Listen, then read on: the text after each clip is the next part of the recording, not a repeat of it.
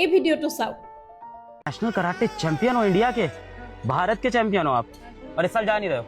অসমৰ বাবে গৌৰৱ কঢ়িয়াই অনা ডিফেণ্ডিং গ'ল্ড মেডেলিষ্টৰ ওচৰত এইবাৰ যেন চেম্পিয়নশ্বিপলৈ যোৱাৰ পথটো সহজ নাছিল। কাৰণ উজনি অসমত হোৱা বানপানীৰ ফলত 17 বছৰীয়া কেৰাটে চেম্পিয়ন জোনমণি কোঁৱৰৰ ঘৰ আৰু ট্ৰেইনিং গ্ৰাউণ্ড সকলো ধ্বংস হৈ পৰিছিল, যাৰ বাবে তাই নিজৰ পৰিয়ালৰ লগত ৰিলিফ কেম্পত থাকি দিন কটাবলগীয়া হৈছিল। আৰু দিল্লীত হ'বলগীয়া চেম্পিয়নশ্বিপৰ ডেট কিছুদিনহে দূৰত আছিল। এই বানপানীৰ ফলত জোনমণি চেম্পিয়ন হোৱাৰ সপোনটো যেন ভাঙি চিঙি চুৰমাৰ হৈ গৈছিল।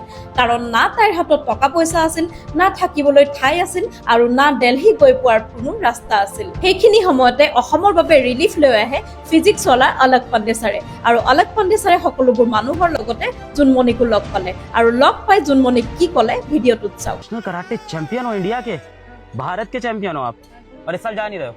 তেওঁলোকৰ কথাখিনি শুনি প্ৰথমতে এনেকুৱা লাগিছিল যেন অলক ছাৰে জোনমণিক মাত্ৰ সান্তনা দি থৈ দিব, কিন্তু এনেকুৱা নহ'ল। ছাৰে লগে লগে জোনমণিক দিল্লীৰ বাবে ফ্লাইট বুক কৰি দিলে। भेजते हैं, इनकी फ्लाइट कराता हूँ मैं, इनको भेजते हैं।